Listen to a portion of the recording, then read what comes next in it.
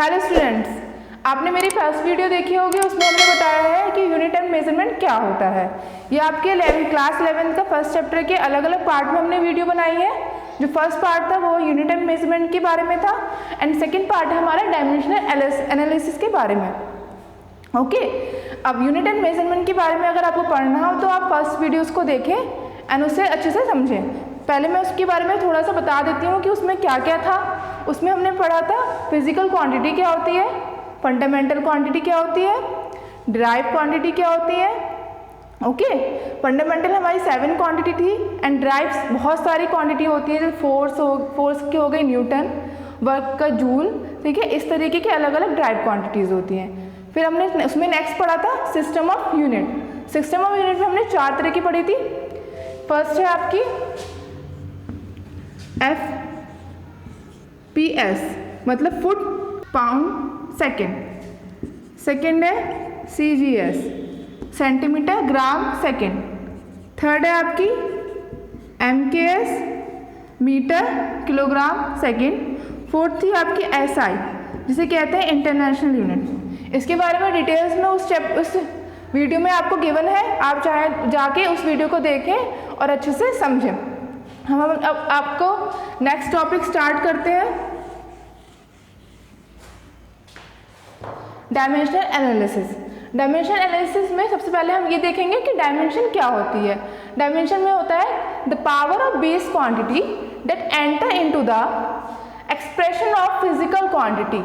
मतलब क्या है, इसमें मेन क्या है, पावर, और किसी फिजिकल क्वांटिटी की पावर को जो रिप्रेजेंट करे उसे कहते हैं डायमेंशन। अब मैथ्स में आपने पढ़ा है डायमेंशन के बारे में, 10 की इस तरीके से कुछ क्वांटिटी पढ़ी है। उसमें क्या है, ये क्वांटिटी क्या है, बेस, और ये जो क्वांटिटी है उसे कहते हैं हम पावर। तो सेम इसी तरीके से फिजिक्स में भी आप पढ़ेंगे फिजिकल क्वांटिटी, जो इसकी जगह रिप्लेस हो जाएगी फिजिकल क्वांटिटी।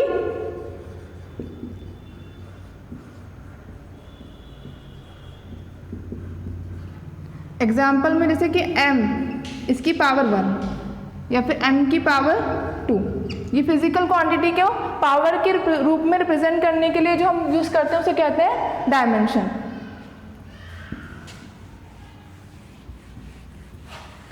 अब हम पढ़ेंगे जो फंडामेंटल क्वांटिटीज थी हमारी 7, उसको डायमेंशन में कैसे रिप्रेजेंट करेंगे। 7 फंडामेंटल क्वांटिटी थी। फर्स्ट है हमारा मास, उसको डायमेंशन में रिप्रेजेंट करने के लिए इस तरीके से करेंगे, कैपिटल M। स्मॉल m नहीं बनाना है, डायमेंशन में कैपिटल M ही बनाना है। और एक बात और कि जो हमें ब्रैकेट यूज़ करना है वो ये वाला यूज़ करना है। हमने 3 तरह के ब्रैकेट पढ़े, small, medium and big bracket. तो इसमें से तीनों में से केवल ये वाला ब्रैकेट हम यूज़ करेंगे, किसके लिए, डायमेंशन के लिए। ये वाले ब्रैकेट हम यूज़ नहीं कर सकते। ओके,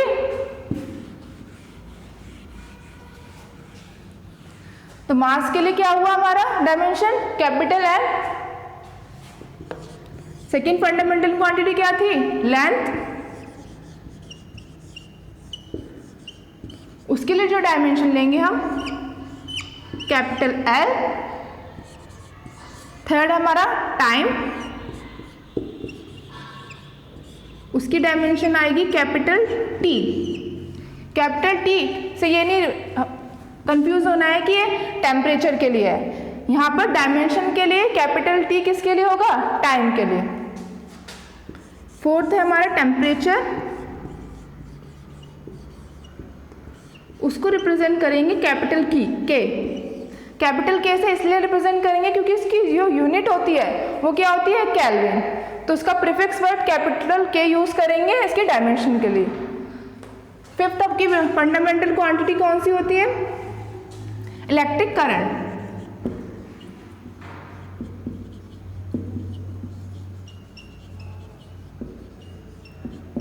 और इसके लिए जो डायमेंशन यूज करेंगे A।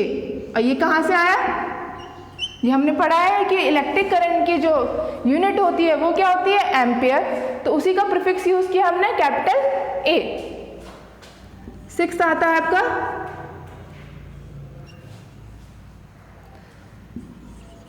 Luminous intensity.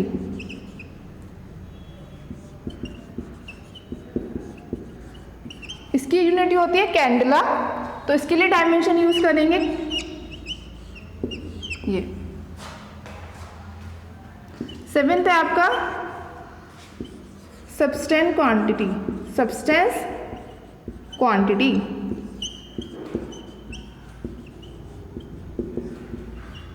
और इसके लिए यूज करेंगे हम मोल। ओके, ये हमारी 7 फंडामेंटल क्वांटिटी थी, जिसके लिए डायमेंशन जो है अलग अलग मैंने यहाँ लिख दिए हैं।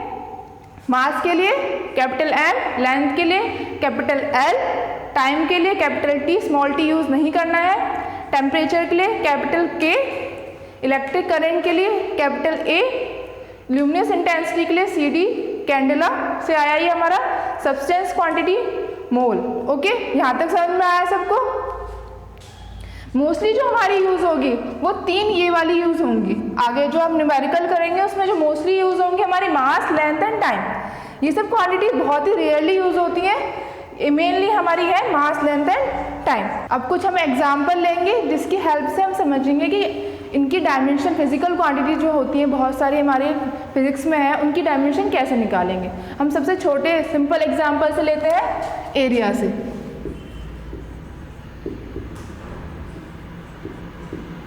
एरिया का फॉर्मूला क्या होता है? आप सबको ने पढ़ा होगा कि एरिया का फॉर्मूला क्या होता है। क्या होता है एरिया का formula? Area equal to length into breadth. तो area equal to L into B, मतलब लेंथ इंटू ब्रेथ। दोनों क्या है? लेंथ में ही है। तो इसकी जो हम डायमेंशन निकालने के लिए एरिया को इस तरीके से लिख सकते हैं, और इसकी डायमेंशन इसकी क्या होगी? L, लेंथ है क्योंकि लेंथ, और इसके लिए भी क्या होगी? Capital L। हमने पहले पढ़ा है कि लेंथ के लिए क्या लेंगे? Capital L। अब दोनों की मल्टीप्लाई करेंगे तो क्या हो जाएगा? L square. अब ये एक चीज़ और याद रखना है कि जो डायमेंशन है उसे हम किस में रिप्रेजेंट करेंगे? ML T में। और इस तरीके से यहाँ पर केवल L की पावर है, M की पावर तो नहीं है, ना T की पावर है। तो हमने एक चीज़ पढ़ी है, अगर कोई क्वांटिटी की पावर 0 हो तो उसका मीनिंग क्या होता है? 1। तो उसी की हेल्प से यहाँ पर M और T को हम ऐड करेंगे। M की पावर 0, L की स्क्वायर एंड T की भी 0। तो इसकी जो डायमेंशन है, ये डायमेंशन नहीं हुई, डायमेंशन होती है 0, 2 और 0।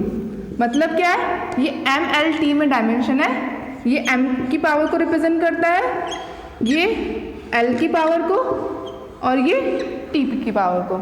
ठीक है, तो डायमेंशन क्या हुई एरिया की? 0, 2, 0।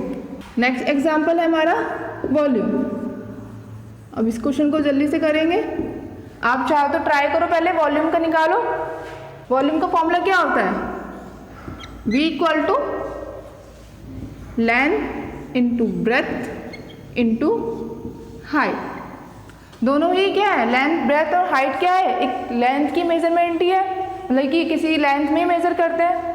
तो तीनों की डायमेंशन क्या है? Capital L, capital L and capital L। जब हम तीनों की मल्टीप्लाई करेंगे तो क्या आएगा? जब हम तीनों की मल्टीप्लाई करेंगे तो ये हो जाएगा L क्यूब। मैंने पहले बताया कि इसे MLT में रिप्रेजेंट करना है, तो उसमें रिप्रेजेंट करने के लिए कैसे करेंगे? M की पावर 0, L की 3 एंड T की 0 हो जाएगी। फिर इसके डायमेंशन कैसे रिप्रेजेंट करेंगे? 0, 3, 0। किसकी टर्म में? M, L और T की टर्म में।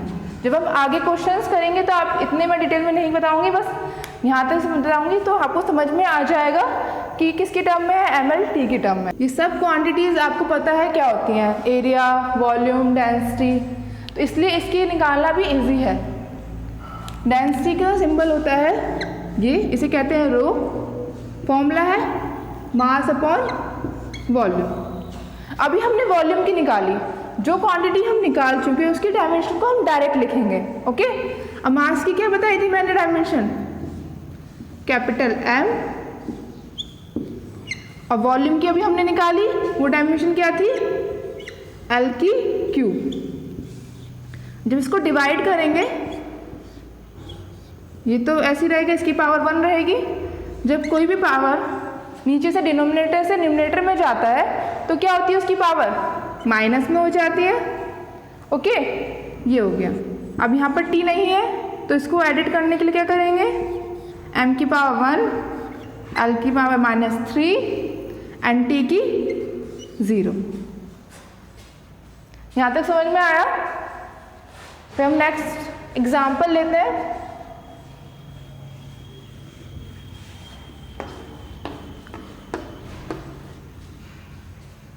वेलोसिटी। नेक्स्ट एग्जाम्पल है velocity.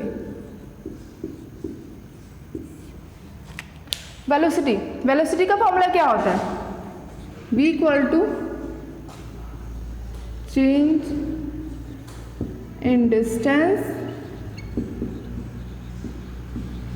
Upon time. Short form में लिख सकते हैं डिस्टेंस अपॉन टाइम।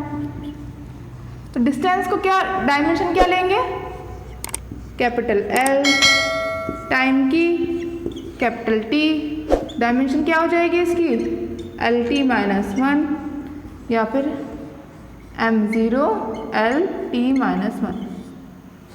तो इस तरीके से आपको ये जो छोटी छोटी क्वांटिटीज़ हैं इनकी डायमेंशन आप याद ही कर लो कि वेलोसिटी की LT-1 होती है, एरिया की L² होती है, वॉल्यूम की L³ होती है, और हमने क्या निकाले थे, डेंसिटी की निकाली थी, तो उसकी क्या हो जाएगी, ml-2।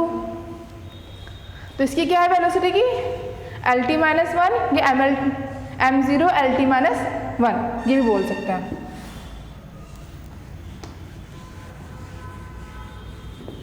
नेक्स्ट क्वांटिटी लेते हैं।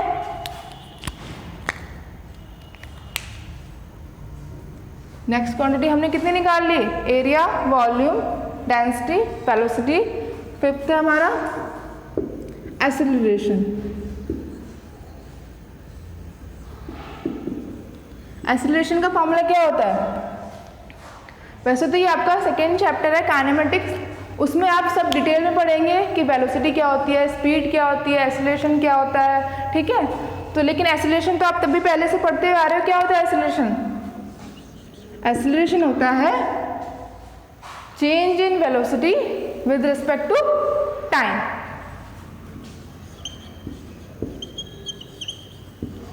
Change in velocity with respect to time. तो इसकी डायमेंशन निकालने के क्या करेंगे, मतलब वेलोसिटी की जो डायमेंशन और टाइम की डायमेंशन लिखनी है। वेलोसिटी की डायमेंशन हमने अभी जस्ट निकाली है, वो क्या थी, LT-1। तो उसको यहाँ पर हम पुट कर देंगे, LT-1 अपॉन T, टाइम की क्या हो जाएगी, एक T, तो एक्सेलरेशन की क्या हो जाएगी डायमेंशन, LT-2। अगर m को मेंशन करना है तो M0 LT-2। चाहो तो आप पावर 1 लगा भी सकते हो, नहीं भी, क्योंकि हमें पता है कि जिसकी पावर कुछ भी रिप्रेजेंट नहीं करते तो उसकी पावर क्या होती है, 1। तो यहाँ पर उससे इफेक्ट नहीं पड़ेगा। आप चाहो तो कि सिंपल LT-2 भी लिख सकते हो। अब एक्सेलरेशन से ही रिलेट करके हम नेक्स्ट फॉर्मूले की डेफिनेशन निकालेंगे, वो है फोर्स।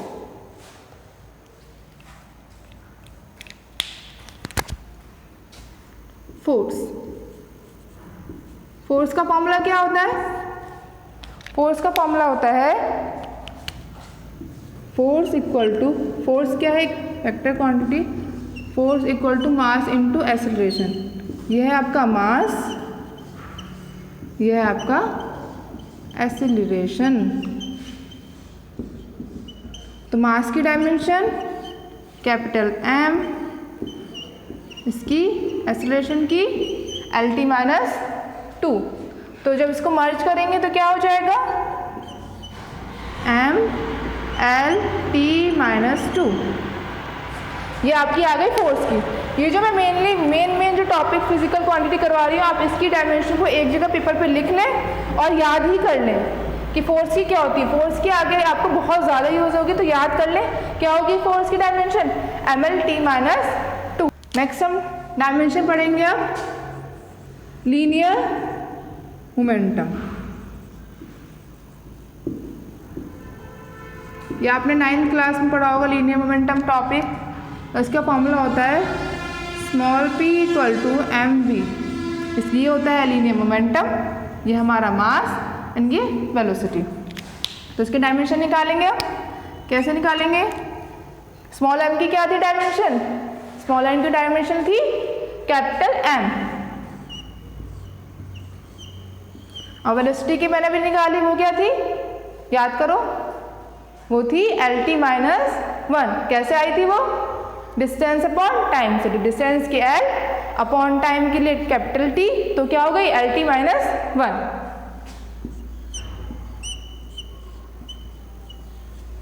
तो क्या हो जाएगा इसका ml_t-1। तो लीनियर मोमेंटम की क्या हो गई ml_t-1।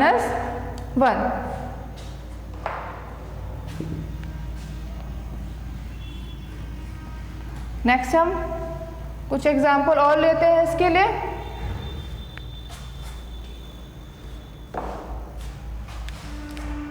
अब हम लेते हैं एग्जाम्पल प्रेशर का, वो भी आपका किससे रिलेटेड है, फोर्स से। तो फोर्स की तो हम निकाल चुके हैं, तो हम प्रेशर की भी इजीली निकाल लेंगे। प्रेशर का फॉर्मूला होता है फोर्स पर यूनिट एरिया, मतलब हमारे पर्टिकुलर एरिया में कितना फोर्स लग रहा है वो क्या रिप्रेजेंट करता है, प्रेशर।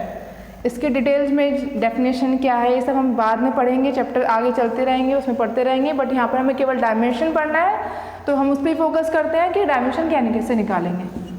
तो फोर्स के हमने अभी पढ़ी, उसकी डायमेंशन क्या थी याद नहीं आ रही होगी, क्या होती है फोर्स का इक्वल क्या होता है, मास इनटू एक्सीलरेशन। तो मास का क्या हो गया m, एक्सीलरेशन के लिए क्या थी L_t-2। तो ये आपकी आ गई फोर्स के लिए डायमेंशन। एरिया का क्या होता है लेंथ इनटू ब्रेथ, तो L का स्क्वायर, ये आपका आ गया एरिया के लिए। तो हम प्रेशर के लिए कैसे निकालेंगे, सिंपल। अब यहाँ पर पावर 1 है, यहाँ -2, तो 1 - 2 अगर करेंगे तो क्या आएगा -1। तो L की पावर कितनी हो जाएगी ml-1t-2। ये आपकी प्रेशर की हो गई, क्या हो गई ml-1t-2। अगर आप बाई चांस भूल जाते हैं तो आपको फॉर्मूला तो याद रहेगा कि फोर्स अपॉन एरिया होता है। तो हम फोर्स का तो मैंने कहा ही है कि याद ही रखनी है, क्या होती है ml-t-2। एरिया का बहुत ही ईजी है L², तो इस ईजिली हम निकाल सकते हैं। अगर आप भूल जाते हो तो ईजिली फॉर्मूले की हेल्प से आप हैंड टू हैंड निकाल सकते हैं और आगे यूज कर सकते हैं।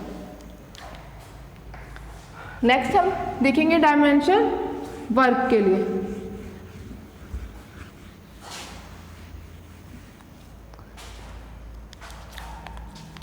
वर्क, कोई फिजिकल काम करते हैं तो उससे क्या करते हैं हम वर्क। मैं लिख रही हूँ यहाँ पर, वो भी एक वर्क है, आप देख रहे हो वो भी वर्क है हमारी, क्योंकि आंखें वर्क कर रही हैं। तो वर्क की टाइम जो फॉर्मूला होता है वो क्या होता है W = force into distance.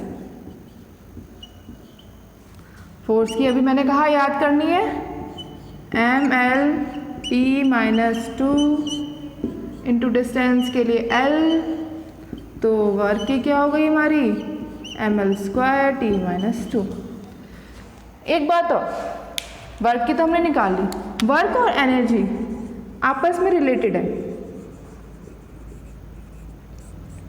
Work की जो डायमेंशन होती है वही एनर्जी की होती है। क्यों होती है कि वर्क और एनर्जी एक ही क्वांटिटी होती है, बस क्या है इसमें डिफरेंस, क्या इसकी पोजीशन में डिफरेंट है कि हम कोई वर्क करते हैं तो एनर्जी में कन्वर्ट हो जाता है, एनर्जी किस में कन्वर्ट हो जाती है, वर्क में। है ये आपस में इक्वल रिलेटेड, तो इसलिए वर्क और एनर्जी की डायमेंशन भी क्या होगी, सेम होगी। तो इसकी डायमेंशन भी क्या होगी ml²t-2। ये हमने कुछ क्वांटिटीज़ की डायमेंशन देखी। अब इसके आगे जो क्वांटिटीज़ आएंगी वो शायद आपने ना पढ़ी हो, लेकिन मैं उसमें से कुछ बहुत इजी क्वांटिटीज़ के बारे में ही बताऊंगी, क्योंकि जो ऐसे तो बहुत सारी क्वांटिटीज़ है जिसकी डायमेंशन हमें निकालनी है। तो जैसे जैसे हम चैप्टर आगे पढ़ते चले जाएंगे उसमें जो नई नई क्वांटिटीज़ आएंगे उसमें हम डिटेल में पढ़ेंगे कि डायमेंशन उसकी क्या होगी। क्योंकि अगर मैं अचानक सारे फॉर्मूलाज आपको लिखा के समझा दूँ यहाँ पर तो आपको समझ में ही नहीं आएगा कि ये फॉर्मूला कहाँ से आ गया, इस फॉर्मूले का मतलब क्या होता है। अब उसे हम डिटेल में अगर समझें तो प्रॉब्लम होगी। तो मैंने वही एग्जाम्पल लिए जो आप पढ़ चुकी हो और उसी की डायमेंशन निकलवाई है, और इन सब की डायमेंशन आपके आगे यूज़ भी होंगी। तो एक दो क्वांटिटीज़ और हैं जो थोड़ी डिफ़िकल्ट होंगी, मैं आपको बता देती हूँ उसमें, लेकिन मोस्टली जो इम्पोर्टेंट थी वो यही थी। अब हम कुछ और एग्जाम्पल लेते हैं, जैसे कि पावर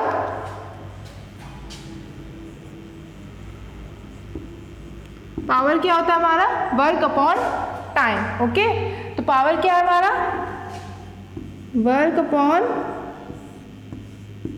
टाइम।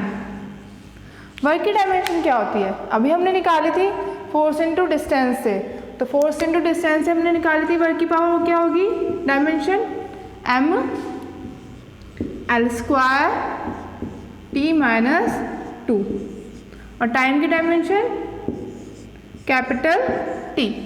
तो क्या है देखा हमने कि वर्क की डायमेंशन क्या थी ml स्क्वायर t माइनस 2 और टाइम की क्या थी कैपिटल T। अब इसको हमने डिवाइड करेंगे तो क्या आ जाएगा हमारे पास m l स्क्वायर t क्या ऊपर जाके क्या हो जाएगा -2 -1 हो जाएगी पावर, माइनस माइनस क्या करते हैं हम प्लस, तो वो क्या हो जाएगा -3। तो हमारी पावर की डेफिनेशन क्या आ गई ml स्क्वायर t माइनस 3। अब हम कुछ और अलग तरीके से एग्जाम्पल लेंगे रोटेशन की टर्म में। लीनियर मोशन में हम जो क्वांटिटी पढ़ते हैं वो हमारी होती है वेलोसिटी, फोर्स, डिस्प्लेसमेंट। तो उसी तरीके से रोटेशन मोशन में क्या होता है, मास को हम रिप्रेजेंट करते हैं मोमेंट ऑफ इनर्शिया से। किससे रिप्रेजेंट करते हैं, मोमेंट ऑफ इनर्शिया। इसका फॉर्मूला होता है, इस सिंबल होता है कैपिटल I, फॉर्मूला होता है I equal to m mass distance का स्क्वायर, ठीक है r। इसकी डायमेंशन निकालो, कैसे निकालेंगे, मास कैपिटल M डिस्टेंस की l स्क्वायर, डायमेंशन हो गई हमारी इसकी m l स्क्वायर। t नहीं है रिप्रेजेंट यहाँ पर तो क्या करेंगे t की पावर 0। तो ऐसे ही रोटेशन में बहुत सारी चीज़ें आती है हमारी, एंगुलर डिस्प्लेसमेंट आता है, एंगुलर वेलोसिटी आती है, एंगुलर एक्सेलरेशन आता है, फोर्स को रिप्रेजेंट करते हैं रोटेशन में टॉर्क से। तो हम सबकी डायमेंशन अभी निकालेंगे। ओके, तो ये हमने देखा मोमेंट ऑफ इनर्शिया की डायमेंशन क्या होगी, फॉर्मूला क्या है I equal to M R square, dimension क्या है इसकी ml square t0।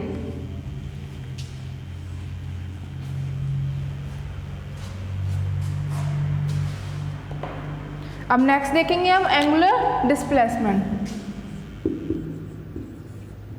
Angular displacement जैसे कि लीनियर मोशन में डिस्प्लेसमेंट होता है ना कि यहाँ से यहाँ तक गए, ये डिस्प्लेसमेंट है। तो वैरी ऐसी एंगुलर मोशन में, मतलब जो रोटेशन मोशन करते हैं उसमें जो डिस्प्लेसमेंट आता है उसे कहते हैं एंगुलर, जैसे ये वाला एंगुलर डिस्प्लेसमेंट। ओके, ये कैसे निकालेंगे हम, ये होता है हमारा formula length upon radius. Length मतलब कौन सी, आर्क वाली हमारी, मतलब ये मोशन कर रहे हैं, ये वाला जो आर्क है इसे कहते हैं आर्क। ये हमारा आएगा लेंथ में और ये हमारी रेडियस आ जाएगी नीचे, तो ये आ जाएगा हमारा एंगुलर डिस्प्लेसमेंट। एंगुलर डिस्प्लेसमेंट की क्या डायमेंशन होगी, देखो लेंथ है, ये भी लेंथ क्वांटिटी है, दोनों की क्वांटिटी क्या हो जाएगी, कैंसिल हो जाएगी। तो क्या हो जाएगा, ये dimension less quantity m0 l0 t0। Okay, next देखते हैं हम एंगुलर वेलोसिटी।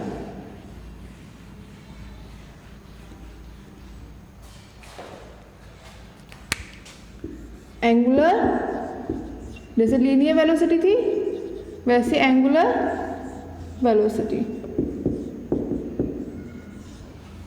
एंगुलर वेलोसिटी का सिंबल होता है ओमेगा। फॉर्मूला क्या होगा? डिस्प्लेसमेंट मतलब किसमें? एंगल में, तो थीटा अपॉन टाइम। अभी हमने देखा कि एंगुलर डिस्प्लेसमेंट की तो क्वांटिटी कोई डायमेंशन होती नहीं, तो इसकी तो डायमेंशन कोई होगी नहीं, तो इसकी केवल होगी टी। तो इसकी डायमेंशन क्या हो जाएगी एंगुलर वेलोसिटी की? t-1। अगर हम mlt में रिप्रेजेंट करेंगे तो m0 l0 एंड t-1। तो अगर ऐसे हम एंगुलर एक्सेलरेशन निकालें,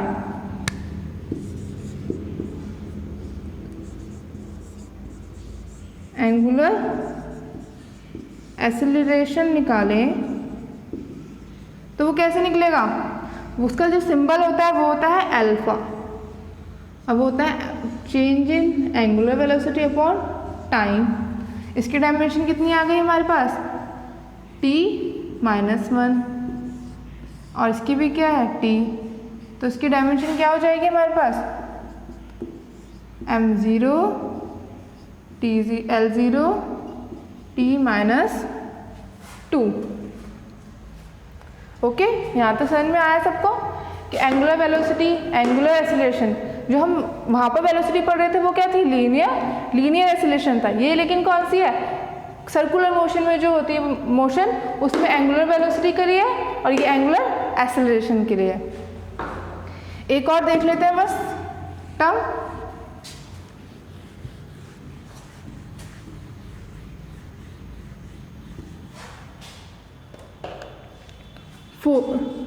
उसमें लीनियर मोशन में क्या था? फोर्स था। यहाँ पर होगा टॉर्क। वो होता है हमारा, जैसे कि वहाँ पर था मास इनटू एक्सेलरेशन, तो यहाँ पर ये लीनियर के लिए था, तो यहाँ पर मास क्या होगा? रोटेशन मोशन में मोमेंट ऑफ इनर्शिया, और यहाँ angular acceleration.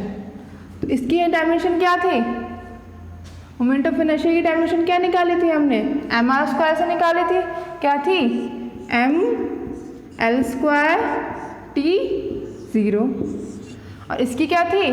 m0 l0 t-2। m0 l0 t-2। तो इसकी डायमेंशन क्या आ गई? ml² t-2। तो टॉप की डायमेंशन क्या है हमारे पास? ml² t-2। इसके बाद हम दो क्वांटिटी ऐसी देखेंगे जो हमने पढ़ी थी, सप्लीमेंट्री क्वांटिटीज, एंगल।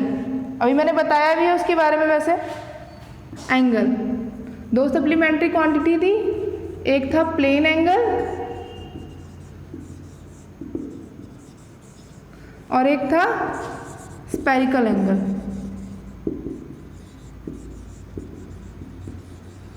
दोनों ऐसी क्वांटिटी है जिसकी डायमेंशन क्या नहीं हमारे पास नहीं है प्रेजेंट।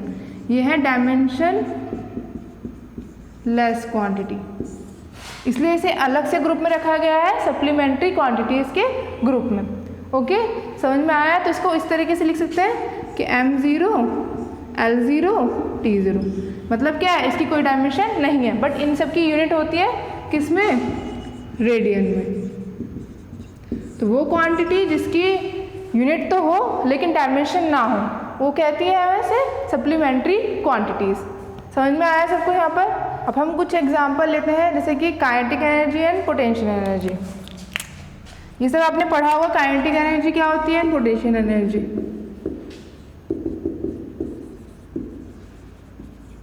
फॉर्मूला क्या होता है काइनेटिक एनर्जी का? 12 mv²। एक चीज़ यहाँ से हम नोटिस करेंगे, दोनों काइनेटिक एनर्जी के फॉर्मूले से हम देखेंगे कि डायमेंशन दोनों की क्या आती है? Same.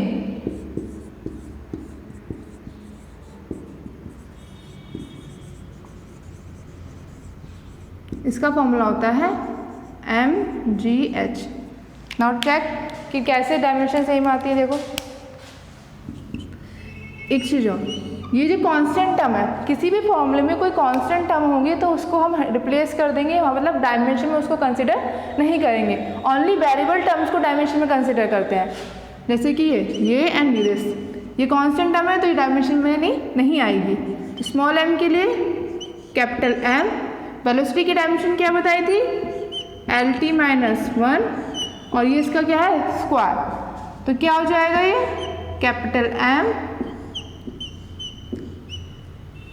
L square T minus 2। तो एनर्जी, काइनेटिक एनर्जी की डायमेंशन क्या आ गई, ml स्क्वायर T माइनस 2। अब हम इस फॉर्मूले से निकाल कर देखते हैं क्या पोटेंशियल एनर्जी की भी डायमेंशन यही आएगी या नहीं। m की डायमेंशन क्या बताई थी, ये g हमारा होता है एक्सेलरेशन। तो एक्सेलरेशन की डायमेंशन क्या होती है, LT माइनस 2।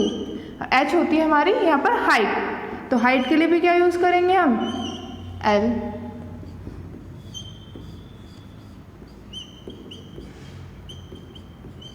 तो हमने एक चीज़ नोटिस की कि हम किसी भी फॉर्मूले से निकाले कोई भी क्वांटिटी, अगर वो एनर्जी है तो उसकी डायमेंशन क्या आएगी, सेम। इसलिए फॉर्मूला मैटर नहीं करता। अगर फॉर्मूला सही है हमारा और क्वांटिटी, जैसे कि एनर्जी अलग अलग तरीके की एनर्जी होती है, काइनेटिक एनर्जी पढ़ ली, पोटेंशियल एनर्जी पढ़ ली, अलग एनर्जी होती है, तो सबकी दोनों से लेकिन क्या आया, डायमेंशन क्या आई हमारी, सेम। तो ये प्रॉपर्टी है डायमेंशन की, आप किसी भी फॉर्मूले से निकालो तो डायमेंशन अगर वही सेम क्वांटिटी है, एनर्जी तो उसकी डायमेंशन क्या आएगी, सेम।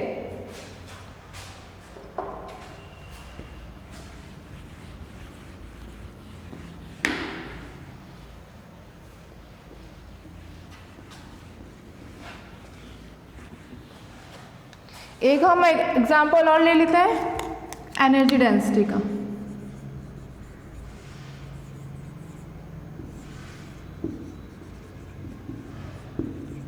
फॉर्मूला होता है इसका एनर्जी अपॉन डेंसिटी, का मतलब कि वॉल्यूम से डिवाइड करना होता है किसी चीज़ को।